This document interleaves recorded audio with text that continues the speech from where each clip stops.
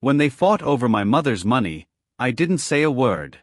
I just stood there, near the window of her small suburban home, while my two older siblings shouted about who deserved what.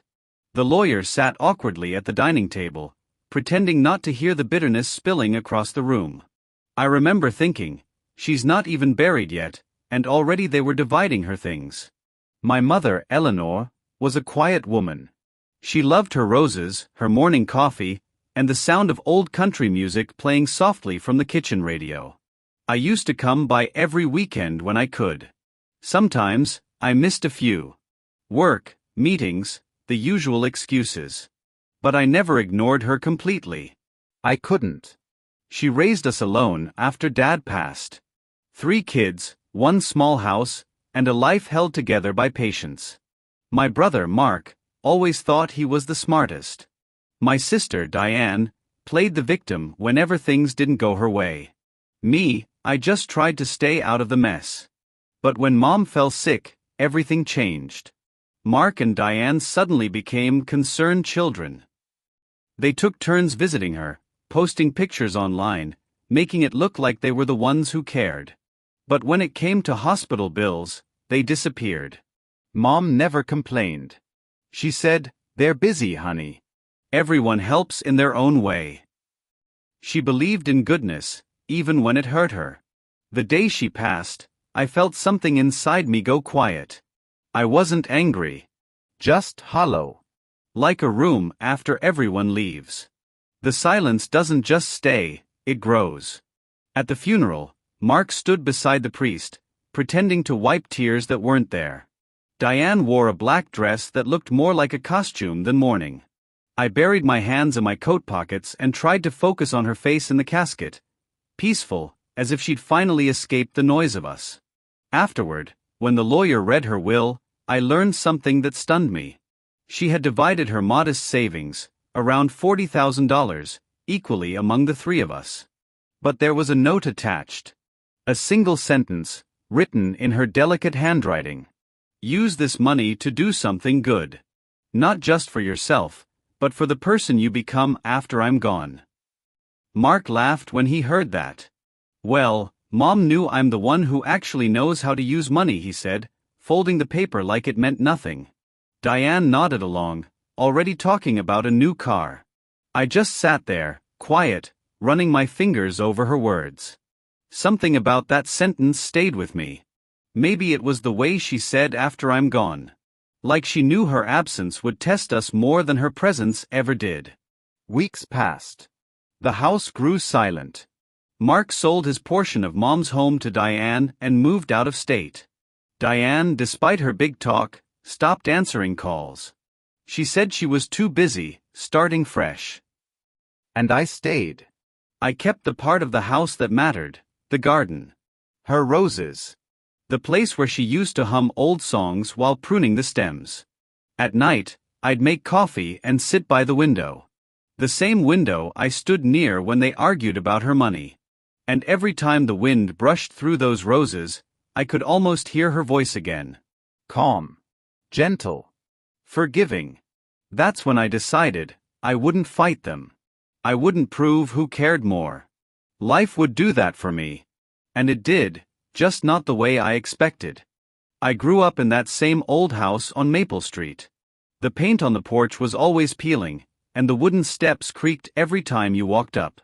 But for me, that sound was home. It was the music of my childhood, imperfect, familiar, real. Mom used to say, a house only feels empty when the people inside forget to love each other. I didn't understand it back then. But now, sitting alone years later, her words make too much sense. Mark was the oldest, 5 years older than me. He was always chasing more. Bigger cars, better jobs, and people who could help him climb faster. He had a way with words, charming but slippery. Even as kids, he'd make deals with us. He'd trade chores for candy, or convince me to do his part in exchange for promises he never kept. Diane was different. She wanted attention, not power. She'd cry if she didn't get it. When she got older, she learned how to turn those tears into tools. She could make people feel guilty without saying much. I used to think she was fragile, but I later learned she was just careful about where her weaknesses showed. Mom loved them both, maybe more than they deserved. She used to defend them even when they were wrong. "They're your brother and sister," she'd say softly. "One day, you'll understand why I never argue back." I do now. She believed love wasn't meant to be measured by fairness. When Dad died, I was 14. Mark was already working part-time at a car dealership, and Diane had just started high school. Mom took a job at the local diner to keep us afloat. She'd leave before sunrise, wearing her brown coat and carrying that little blue lunchbox she never replaced. Every night, she came home smelling of coffee and fried food, but she'd still smile. She'd hum old songs while cooking dinner, her energy never fading no matter how tired she was. I used to ask her, "Why don't you ever rest, Mom?" She'd laugh. "Because if I stop moving, I'll start thinking. And if I start thinking, I'll start missing your dad again." That was her way of surviving, staying busy. Years later, when I finally got a steady job in the city, I wanted to take care of her. I offered to pay off the house, maybe move her somewhere quieter. But she refused. "This house saw your first steps," she said. "I'll stay here until it forgets my footsteps." Mark and Diane rarely visited after they moved out. Mark said his job was too demanding. Diane claimed her husband didn't like small-town life. Still, Mom would call them every Sunday. I'd overhear her half of the conversation, gentle questions, laughter that tried too hard, and pauses that lasted too long. She always hung up smiling. But when she turned away, her shoulders looked a little heavier. Then came the year everything started to fade. It began with small things. She'd forget to turn off the stove. She'd leave the garden hose running all night. Once, she called me in tears because she couldn't remember where she'd parked her car, only to realize later she hadn't driven that day. The doctor said it was early-stage dementia. I remember sitting beside her in the hospital, trying to stay calm while she stared at the floor. "Is it bad?" she asked quietly. I took her hand. "We'll manage, Mom. You're not alone." She smiled faintly. "Good. I've been alone before. I don't want to do it again." I promised her I'd help. I meant it. But promises are easy when life isn't testing you. Work started pulling me deeper, long hours, constant travel. I'd call her every other day, but visits became harder. Mark and Diane said they'd check in, but they rarely did. When they did visit, they'd post photos, smiling beside her as if love could be captured in a frame. Sometimes, she'd call me late at night, confused. "Michael, your father hasn't come home yet," she'd whisper. I'd remind her gently, "Mom, Dad's been gone a long time." She'd pause, then laugh softly, embarrassed. "Oh right. Silly me. It just feels like he's late." Those calls tore through me. I started visiting every weekend again, bringing groceries and helping her with bills. Mark would drop by once every few months, usually asking about the house, how much it was worth, whether she'd ever consider selling. Diane came only on holidays, always leaving early, always complaining about how small-town life smelled like sadness. Mom never said a bad word about them. She only said, everyone shows love in their own way. But deep down, I think she knew the truth. When her health declined further, I suggested hiring a nurse. Mark said it was too expensive. Diane said it would make Mom feel like a burden. So I took more days off work, juggling bills, responsibilities, and guilt. Sometimes, I'd find her sitting in the garden, talking to Dad's photograph. Once, I overheard her saying, "They'll be fine without me. I just hope they remember me kindly." I wanted to tell her they would, but I didn't trust my voice to say it without breaking. The last month of her life was quiet. Too quiet. She stopped humming, stopped gardening. Even her favorite radio station didn't play anymore. She just sat by the window, watching the street. Every time I visited, she'd smile like she'd been waiting her whole life just to see me again. On her final morning, I made her breakfast. She barely ate. She looked out the window and said softly, "Promise me you won't argue with them when I'm gone." I frowned. Why would I argue?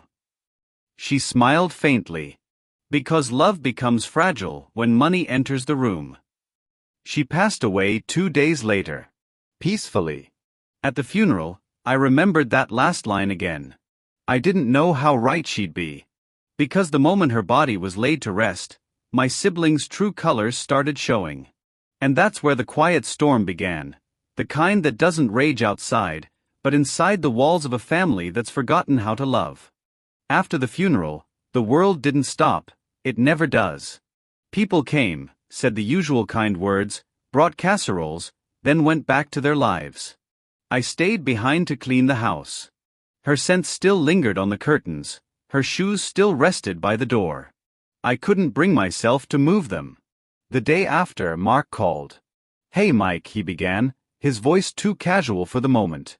"So, about the house. We should probably decide what to do with it."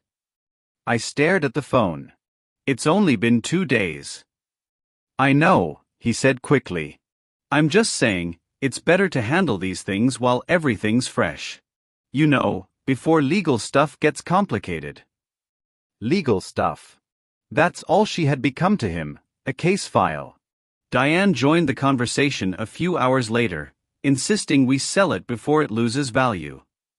She said keeping it would trap us in the past. I wanted to tell them that the past was the only thing left of her. But instead I said, "I'll think about it." They both sighed in unison, the kind of sigh people make when they believe they're smarter than you. That week, Mark sent me an email with property appraisal in the subject line. Attached was a document listing the house's value, his signature already marked at the bottom. Diane's too. I was the only one who hadn't signed. He called again. "Mike, don't make this harder than it has to be. Mom wouldn't want us fighting." I almost laughed. "You mean she wouldn't want you fighting me?" There was silence on the line. Then, in that smooth corporate tone he used when selling cars, he said, "Look, I know you were close to her, but emotions don't pay bills. Let's be adults about it." "Adults," I repeated softly. "Sure." When I hung up, I felt the same quiet ache I'd felt at the funeral. Not anger. Just disappointment that ran too deep to express. They wanted money. I wanted peace. And peace, I learned, costs more than any house. Over the next few months, I watched them circle like vultures. Mark started spreading rumors among relatives that I was stalling the process. Diane told anyone who'd listen that I was trying to control everything. I didn't defend myself. Let people believe what they wanted.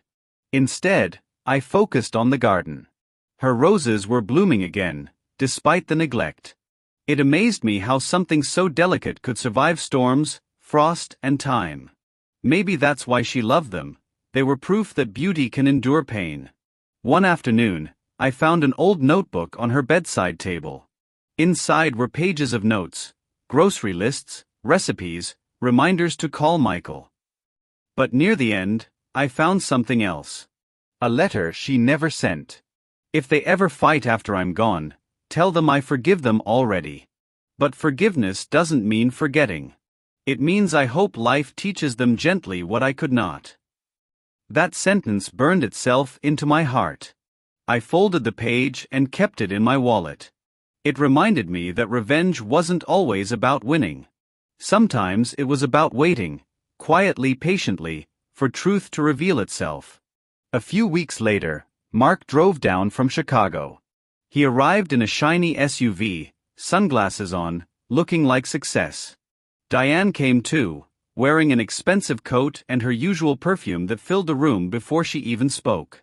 We sat in Mom's living room, the same place where she used to serve us lemonade on summer afternoons. But now, the air felt different. Heavy. Cold. Mark cleared his throat. "Let's make this simple. Diane and I agreed to sell the house. We'll split it 3 ways, clean and fair." "Fair?" I asked quietly. "Fair would have been visiting her when she needed you." Diane rolled her eyes. Oh, come on, Mike. Don't make this emotional. Everyone deals with grief differently. I looked at her. Some deal with it by ignoring it. Mark leaned forward, smiling, that salesman's smile again. Look, you've got your job, your apartment, your own life. Why hang on to this old place? It's just walls and wood. I took a slow breath. To you, maybe. To me, it's her voice, her laughter, her life. You can't sell that. He shrugged. Fine. Then buy us out. I looked up. Buy you out? Yeah, he said. You can keep the house if you pay us our share of its value. We already had it appraised. Comes to about $28,000 each. I almost smiled. You're serious?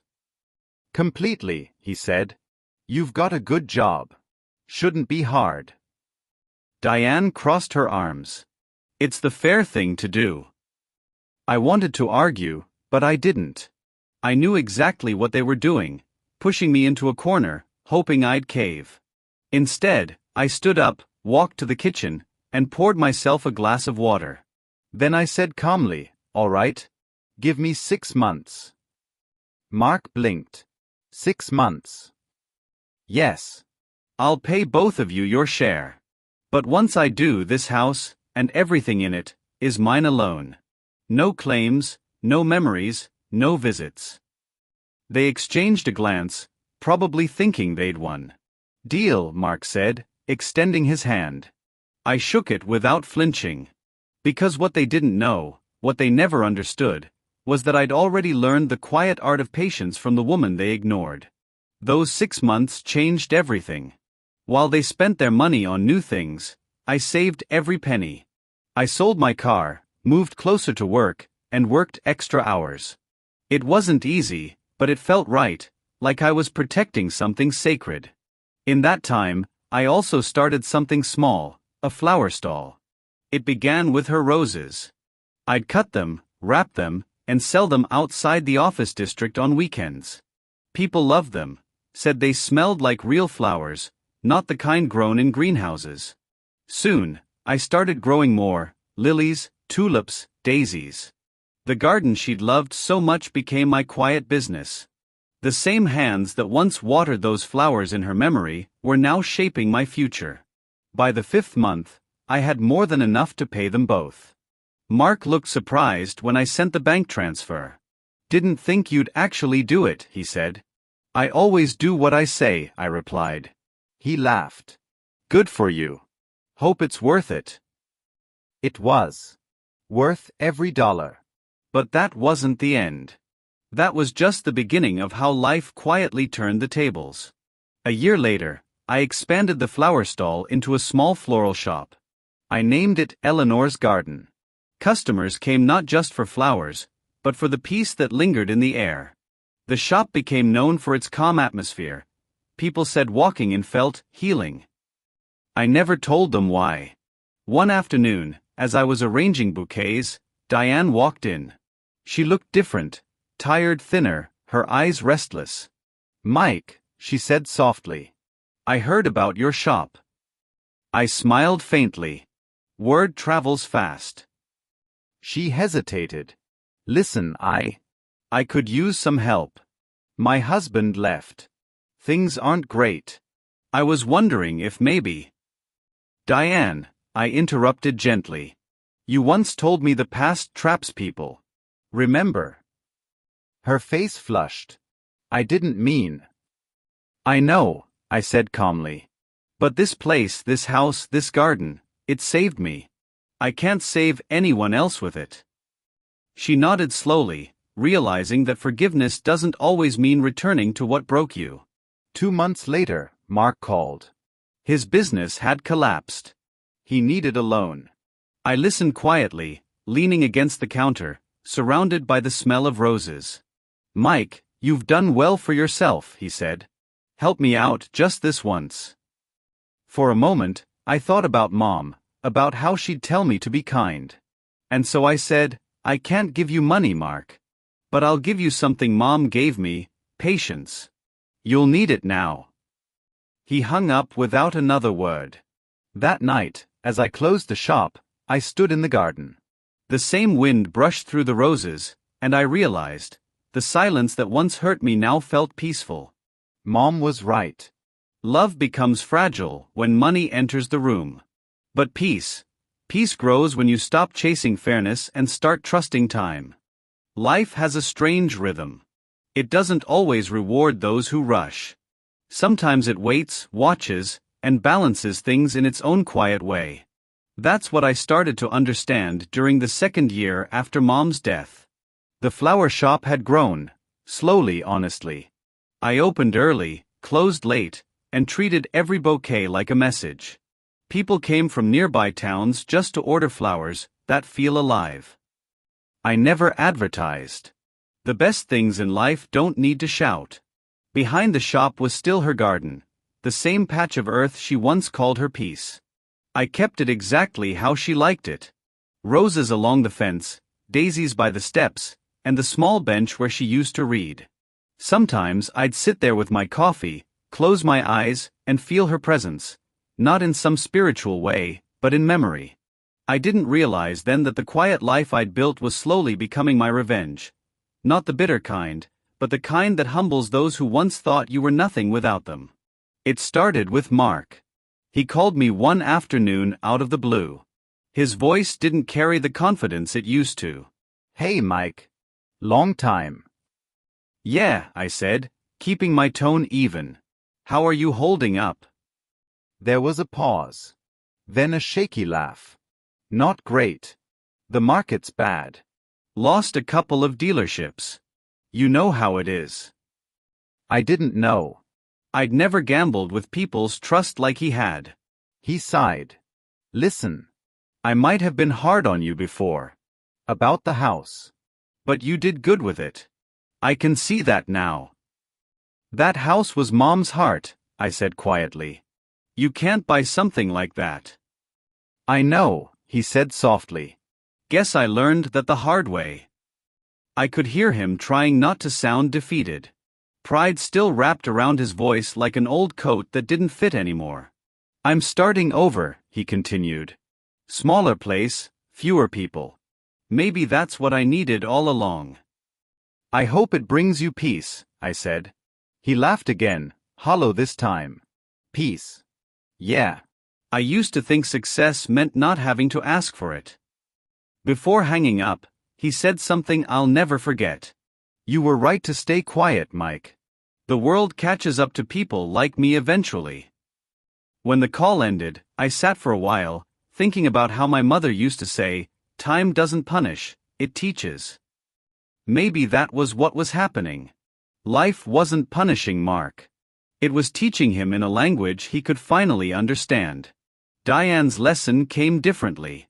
She showed up one rainy morning, standing at the shop door with a soaked umbrella and eyes that had seen too many sleepless nights. "Mike," she whispered. "Can I come in?" I nodded. She stepped inside, dripping rainwater onto the tiled floor. Her perfume was gone. Her nails were chipped. Even her voice had lost its sharp edge. "I'm sorry to drop by unannounced," she said. "I didn't know where else to go." "What happened?" I asked, handing her a towel. She took it, hesitated. I messed up. I trusted the wrong people. Thought I was investing in something real. It was a scam. I lost almost everything." I stayed quiet. She looked around the shop, the flowers, the calm music playing faintly in the background. "It's beautiful here," she said. "Peaceful." "It is," I replied. "That's what I wanted it to be." Her eyes softened. "You always were the quiet one. Guess you understood things we didn't." I smiled faintly. I just listened more than I talked. She nodded, then took a deep breath. "I don't expect forgiveness. I just wanted to see you. To say I was wrong, about you, about Mom, about everything." The honesty in her voice surprised me. She wasn't pretending anymore. I walked over to the counter and picked up a small bouquet of lilies and white roses. "Here," I said. Take these. She frowned. I can't pay for them. They're not for sale, I said. They're for peace. Tears filled her eyes. She nodded, holding the bouquet close to her chest. As she left, I watched her walk down the street, her figure fading into the drizzle. For a moment, I saw the little sister she used to be, before pride and fear took over. That's when I realized something powerful. Revenge doesn't always have to look like victory. Sometimes, it's simply the peace of knowing you didn't become like them. Months went by. The business continued to bloom. I hired a few local women who needed work, just like Mom once did. We expanded into wedding arrangements and sympathy flowers. Every week, I'd visit the cemetery. I'd clean her headstone, trim the grass, and leave a single rose, always red, always from her garden. One day, while kneeling there, I heard footsteps behind me. I turned around and saw Mark. He looked thinner, older, but his eyes were calm for once. He placed a small bunch of daisies beside my rose. She liked these, he said quietly. She did, I agreed. We stood there in silence for a long time. No words, no apologies. Just the soft sound of the wind moving through the trees. After a while he said, "Diane told me what you did for her." That was kind. I shrugged. It was the least I could do. He looked at me with something like shame. You know, I used to think kindness was weakness. Turns out, it's the only thing that lasts. I smiled faintly. Mom tried to tell us that. He nodded. Yeah. We just didn't listen. He placed his hand on the gravestone for a moment, then turned to leave. Take care of the garden, Mike. It's all that's real anymore. I will, I said softly. That night, as I locked up the shop, I looked around at everything that had grown from that same soil they once wanted to sell. The roses, the lilies, the vines climbing the fence, all of it had survived storms, droughts, and neglect. Just like Mom. And just like me. It struck me then, the revenge was never about proving them wrong. It was about proving her right. She had believed that kindness outlives cruelty, that patience outlasts pride. I hadn't seen it before, but now it was clear. She had been teaching me all along. A few months later, I received an invitation in the mail. It was from Diane. She was opening a small bakery in town, a new start. She wrote, "You inspired me. You showed me peace doesn't mean giving up, it means growing differently." I smiled as I read it. I sent her flowers the next morning. No note. Just the same lilies and white roses I'd once given her. A week later, she showed up at the shop again, this time smiling for real.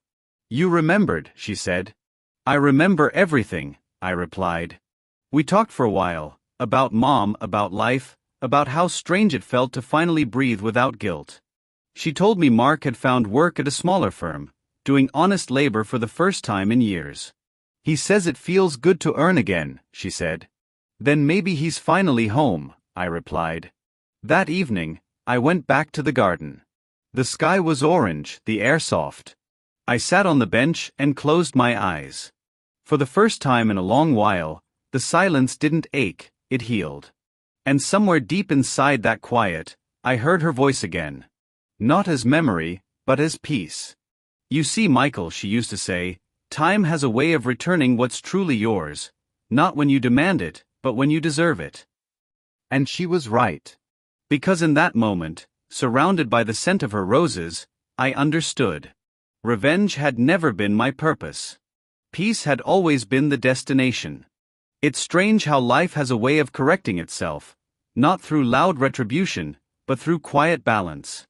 I never planned for revenge. It found its way through the small choices I made, through patience, and perhaps, through my mother's unseen grace.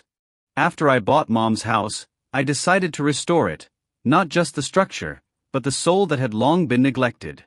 I kept her favorite curtains, the ones with little yellow flowers.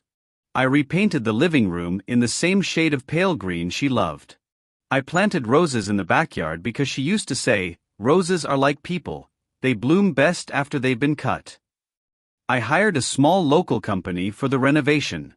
Coincidentally, it was run by a man named Carl, Linda's husband. I didn't know it at first. When he showed up with his team, his face turned pale as soon as he saw me. His eyes darted toward the ground, avoiding mine. You're the owner of this place?" he asked, his voice unsteady. "Yes," I said quietly. "This was my mother's house." He didn't say much after that. The next few days, I could see the weight of realization pressing on him. He worked harder than any of his men, making sure every corner was perfect. He even stayed late one evening to repair a leak in the kitchen sink that wasn't part of the job. When the work was done, he approached me hesitantly. "You don't owe me the remaining payment," he said. "Just, thank you for letting me work here." I looked at him for a long moment. The old me might have reminded him of how his wife and brother-in-law treated me, how they took everything that wasn't theirs. But I didn't need to. Life had already spoken. "Carl," I said calmly, "I pay people for their work, not for their apologies. Send me the invoice." He nodded, his eyes glistening, and left quietly. A few months later, I learned that Linda and her husband had sold their house. Their business had collapsed under debt. Richard had lost his job after some questionable accounting practices came to light. The same arrogance that once gave them power had become their undoing. Meanwhile, I had found a quiet peace in small things. I spent my evenings sitting on the porch, sipping tea, listening to the sound of the wind through the trees. Sometimes I'd talk to Mom, not out loud, but in my mind. "Things worked out, Mom," I'd whisper inside. "Not the way I imagined, but the way you would have wanted." It wasn't about money or success anymore. It was about dignity. About understanding that patience is not weakness, it's strength disguised as silence. A few months later, something unexpected happened. One rainy afternoon, I heard a knock at the door. It was Richard. He looked thinner, older, and there was no trace of pride left in his posture. "Can we talk?" he asked softly. I let him in. We sat in the living room, the same place where years ago, Mom had pleaded with us to stay united. He looked around and said, "You fixed the house up well. It feels like her again." I nodded. That was the point. He hesitated, then finally spoke. "I wanted to apologize, David. We were wrong. Linda and we were blinded by money. When Mom passed, we thought we were taking what we deserved. But now I see, we lost everything that mattered." For a while, I didn't say anything. I just looked at the man who used to look down on me. My brother, my rival, my family. "I forgave you long ago," I said quietly. "Not for your sake, but for mine. Carrying bitterness is like drinking poison and waiting for the other person to die." He looked at me surprised. "How do you live with so much calm, David?" I smiled faintly. "Because Mom taught me something you never understood, that silence can speak louder than any argument." He nodded slowly. There was a peace between us that didn't need words. When he left, I knew that the chapter had finally closed. A year later, I turned the house into a small care home for elderly people who had no family. I called it Grace Haven, after Mom.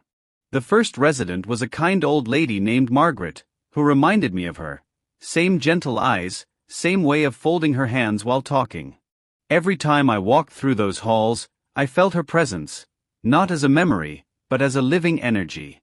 The home became a place of warmth, laughter, and quiet companionship. Local people began donating furniture, books, and decorations. Even Carl and Richard contributed, not for redemption, but perhaps because they too were learning what true peace meant. One evening, as I sat in the garden surrounded by blooming roses, a soft wind brushed against my face. The air carried a familiar scent, the scent of Mom's favorite tea. It felt as though she was sitting beside me again. I closed my eyes and said softly, "You were right, Mom. Life has its own justice. We just need to wait." And in that moment, I realized, revenge doesn't always wear the face of triumph. Sometimes, it looks like forgiveness. Sometimes, it feels like peace. Because the best revenge is not proving others wrong, it's living in a way that proves your heart was right all along. From then on, every person who entered Grace Haven carried a story of loss, of regret, of rediscovery. I listened, comforted, and shared my own when needed. I told them how I once thought silence was emptiness, until I learned it was full of wisdom. That house, once filled with loneliness, now echoed with gentle laughter and quiet gratitude. It was no longer a place of regret, it was a sanctuary of renewal. And every evening before turning in, I'd light a candle near Mom's photograph. Not out of sorrow, but out of gratitude, for the pain, the lessons, and the peace that followed. Because sometimes, silence isn't what remains after loss. It's what teaches us how to live again. Lesson. Sometimes silence is the best revenge, because peace unsettles those who tried to disturb it. It's been 7 years since that quiet afternoon when I reopened my mother's house and began rebuilding not just walls, but meaning. Time has a way of softening even the sharpest edges, and I've come to realize that what once felt like punishment was, in truth, preparation. When I walk through Grace Haven now, I see her reflection everywhere. In the way sunlight touches the curtains she once sewed. In the sound of laughter echoing down the hallway. In the trembling hands of an old man who asks for another cup of tea, just like she used to. People often ask me how I found peace after everything. I tell them it wasn't a single moment. It was a series of small choices, to let go, to understand, to forgive without needing an apology. I learned that forgiveness isn't about others deserving it, it's about freeing yourself from the weight of their mistakes. There are days when I still think about my brother Richard and Linda. They live quietly now in a small town nearby. Their business never recovered, but they've started anew, humbler this time. Sometimes Richard visits Grace Haven. He doesn't say much, just sits on the porch with me, sipping coffee, both of us lost in our thoughts. There's no bitterness anymore, just an understanding that life teaches through balance, not blame. One evening he said, "You turned her house into something beautiful, David. She'd be proud." I smiled. Maybe she just wanted us to learn that love is meant to be shared, not owned. He nodded, and for the first time in decades, I saw peace in his eyes. I've kept my mother's old diary in the nightstand beside my bed. I found it during the renovation, hidden behind the dresser. Her handwriting is soft, uneven in places. On the last page, she had written, "My boys will learn, maybe not now but one day, that kindness outlives anger." I must have read that line 100 times. It reminded me that she never expected perfection from us. Only growth. She believed that even in betrayal, there is an opportunity to heal, if one chooses patience over pride. And perhaps that's what I've done all these years. I didn't rise above them by winning. I rose by understanding. There's a quiet rhythm to my days now. I wake up early, open the windows, let in the morning light. The smell of coffee fills the air, mingled with the faint scent of roses from the garden. I walk through the home, greeting the residents by name. Some remember me. Some don't.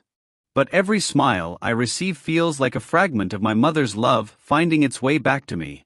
Sometimes I sit in her old chair, the one by the window where she used to knit, and I imagine her sitting beside me. She doesn't speak, but her silence says enough. She'd tell me that life doesn't always give us what we want, but it gives us what we need to become who we're meant to be. And she'd be right.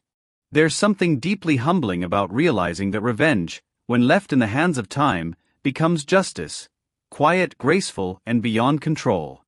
I didn't destroy anyone. I didn't humiliate or expose them. I simply lived well. I honored her memory. I found peace where others found regret. The same silence that once felt like a punishment has become my greatest teacher. It taught me that you don't need to raise your voice to make your point. That not responding is sometimes the strongest response of all. In the end, silence doesn't mean weakness. It means wisdom, the kind that comes when you stop trying to win and start trying to understand. A few weeks ago, one of the residents at Grace Haven, an old woman named Eleanor, said something that stayed with me. You know, David, she said, smiling softly, you walk like a man who has forgiven the world. I chuckled. Maybe I have, Eleanor.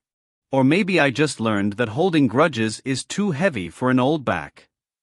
She laughed, and in that sound, I heard life, imperfect, unpredictable but beautiful. At night, before I go to bed, I light a candle near my mother's photograph. It's a ritual that grounds me. I don't pray for anything anymore. I just say thank you, for the lessons, for the pain that shaped me, for the silence that healed me. Because now I know what true revenge looks like. It's not a victory you announce. It's a peace you earn. And as the candle flickers, I whisper quietly, Mom, I kept my promise. I waited. And you were right, life found its own justice. Then I close my eyes, letting the silence fill the room. But this time, it's not the silence of loss. It's the silence of peace, the kind that comes when a man finally forgives not just others, but himself. Final reflection/life lesson. Sometimes silence is the best revenge, not because it hurts others, but because it heals you. Peace isn't won through words or pride, but through the quiet strength of letting go. When you choose calm over chaos, you don't lose, you transcend.